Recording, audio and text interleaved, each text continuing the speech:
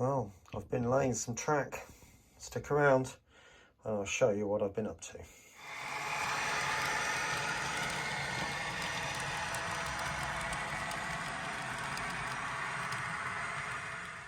Well, good morning everyone and welcome back to Piccadilly. Now this is the 27th of December 2020, the day after Boxing Day. And as you can see, this was the last shot I showed you from the last video. The baseboards are in. So my first job is to now start thinking about the track, and I've been trying to think which way to go about it. Should I start off down here and sort of extend these out and join it up to that line over there? But then I thought, no, that all needs to be shifted that way a little bit. So that's not going to be easy. So I thought, well, perhaps the easiest thing to do is to actually take out this section first and remove this board here, and then extend the main line so it goes around first and then build on from that. So that's exactly what I'm going to do. And I'm going to remove this track and the board, and that means water.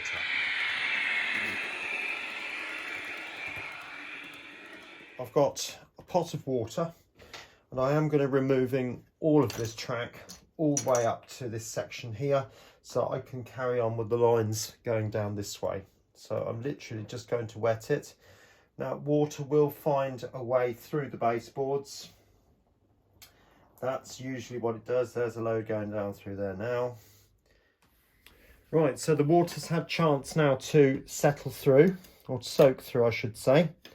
Now it might still be, in fact I'll try and do this bit, that looks a bit better. You can see the glue's gone white again, which indicates that it's rejuvenated. Now you just have to be very gentle with this and just ease it up. It's not going to be a quick process, and if you rush it, you'll bust off all the sleepers and will regret it, I promise you. Now, what you'll notice, hopefully you can see at this point, I'll zoom you in. We've got a point here where I've got to try and remove the sleepers. Now I've got a plastic fish plate in there and a metal one. So I'm just going to slide that metal one across so that it's not sticking out so much. And do the same at this end as much as I can, and very gently remove that piece of track. It will come out and stick in some, oh, there's a nail, that's right. Right, so just to show you the whole process of, obviously I've just taken this piece of track up as you've seen. So I'm literally just going to put it into the water and just wipe off the glue.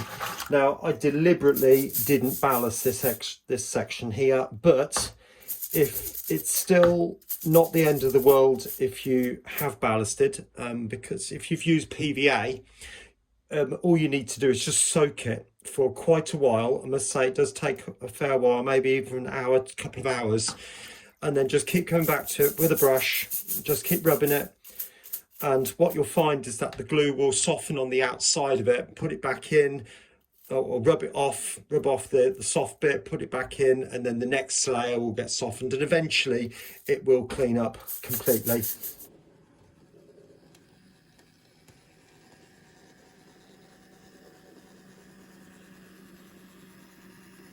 Well, it's definitely do or die now. This was where that really complicated junction was. And you can see there, the track's almost gone all the way up to there. I'm going to remove it up to about that point where the 68 is. And we're working our way around there too. And that will be removed up to around those 2 points there. So that will come out. That silly S-bender's gone. I've got to remove a little bit more here and then reconnect, probably cut the track about there so it comes around more to about here. I need the middle lines to finish up around about this sort of point here. That will give me room at the back for the upper level, which will swoop around and then come around and join up with new mills over there, as you can see. So that's all a long way to go yet, but I think the next stage is to give this board a bit of a wash before I take it out, and then it's literally just unbolt it. And there's bolts underneath here at both ends, coach bolts, just to undo both those. Remove this switch here and take that board out. It's all a bit scary, isn't it? Anyway, well, it's 9:30 now on Sunday night, and 27th of December. So I thought I'd just show you where I am. So all the tracks have been removed, and this is just laid there just to give an idea of what it's going to do. And that's going to sweep around. That'll give you an impression. It stops there for the moment, but that'll just continue around here like that, and then join up back with that down there. That's the main line. Obviously I've removed the back seam because the whole track is going to come across to about here and come across down this way, and Piccadilly Station like you've never seen it before. So I've removed quite a lot of the tracks because they were in the way. I want to put the main line in first and then build out on that and take it from there really. So I've removed as much as I can from this general area to sort of, you know, take up the space if you like, or relieve the space. But yeah, we're definitely getting there, and the mess of the new baseboards that is.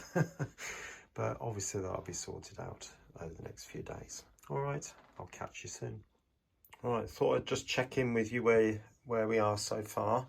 So I've now laid these tracks up to here, and what I've done is obviously put the cork down first, which is 30mm wide, and I just have a big roll of it, and I literally just cut off 30mm strips. And you can see this double track junction appearing now, so there will be tracks coming up here too, going off towards the rear behind the back seam, and that will go in towards Piccadilly. So trains will go along here, going back into Piccadilly, and obviously this is the main line coming round through here. All right, and that will continue around.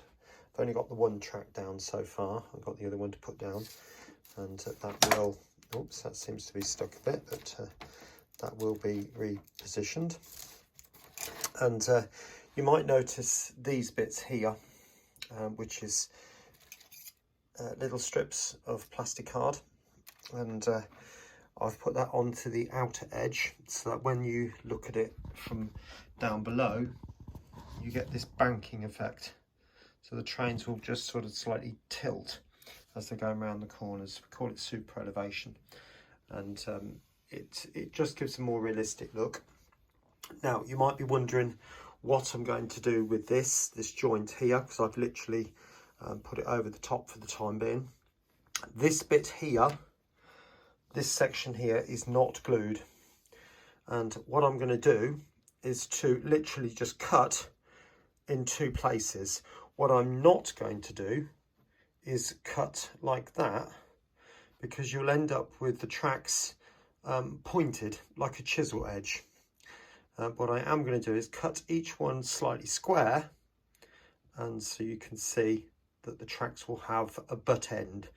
The reason for that is because when they expand, if you've got two parts which have got a pointed edge, as they push towards each other, you will find that they will slightly splay out sideways, so you will end up with the tracks effectively moving out of alignment.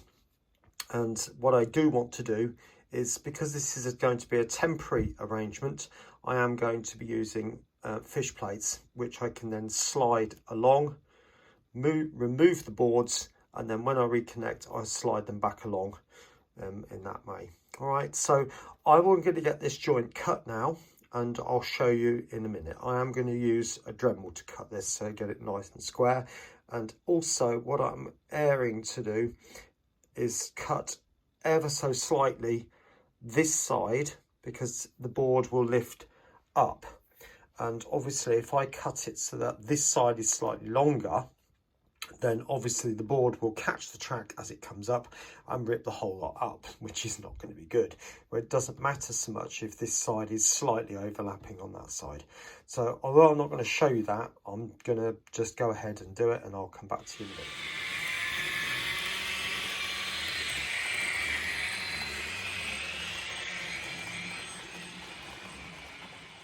Oh, it didn't show you what I was going to put down under the gaps of the sleepers. Now, if I just use the webbing as it is, it's the gluing surface is quite minimal. So what I've done is I've 3D printed, hopefully you can see that now, I've 3D printed some sleepers, end gauge sleepers, and I've put them on a flat bed. So I can literally just cut across at a weird angle and it will fit in there without any problems whatsoever and still give me the continuity of the sleepers, whereas the odd one sleeper stuffed in there or even half a sleeper will just literally just pop out, whereas that have a much bigger gluing surface to bond. All right, so hopefully that makes sense. All right, just thought I'd show you this. So I've got the 2 plastic pieces either side now, lined it up as best I can, but I'm really not that worried if it's not perfect. But it will just give me a little bit of a longer gluing surface for these sleepers, because obviously, like I said, if I've got a little bit like that, it's not going to last very long. Once the board comes out, it'll pop off. So hopefully this should last quite a bit longer. Just to give you an overall where we are, so I've put down all of the cork now on the main line, and everywhere looks a complete tip. As you can see, all these objects for weights, and so the main line now joins up, and as you can see is coming along here, so it's very exciting. But I'll get the track on and I'll join you again in a bit. Well, the double track main line is almost in. I'll just pan you around and I'll point out a couple of things that need to be done. Obviously you can see all of that's in now, all the way around up to there. Okay, just going back across to this section, so obviously you can see there's this part still to go in around there, but you might be thinking, what's this for? I need a couple of left hand points, one there because that's a right, obviously, so I'm just turning it upside down to indicate what it needs to be. So there's one going in there and another one, oops, I got one, that's a curved left, but it'll give you the impression of what I'm after. So you can see this track here will join up with the crossing, and then this one will effectively take another line out, if you like. So you've got a line, sort of a double track coming off like that. Yeah, so that will go round the back. Now, I know this is all a bit of a mess at the moment, but that's the way it is when you're working sometimes. Now, I don't think I can avoid using the 3rd and 4th radius on this point here. And again, just there. It won't be so obvious because I can always screen it off. And this section at the back here, where the lines coming out of Piccadilly were going to go, I was going to sort of box in anyway, so it was going through like not a tunnel but a channel, so it would be unscenic, and then have like a tunnel entrance sort of about here, and then another one about there, that sort of thing. So the back seam will just go in, create the tunnel, and then that would effectively just go off, sort of like that. So effectively the other tracks will come out and join up there, and there's another one coming in to join up with the shed. Again, all from these 4 tracks, which will be running around the sort of middle of this board, if you like. Obviously I need to leave the back free because that's where it's going to join up with the upper level, or that is going to be the upper level, which is going to join up to New Mills. So that will come across, form a bridge here, and then join up like that. Okay, so hopefully that's given you a flavour of where we are. I need to go out tomorrow and get a couple more points. I'm hoping I can get those. If I can't, it'll bring things to a bit of a halt for a while. I know my local shop has got at least one left hand. Whether he's had another one in, I don't know. But I'll try him first, and there might be another place. I'll try the next one around, which is about 10 miles away.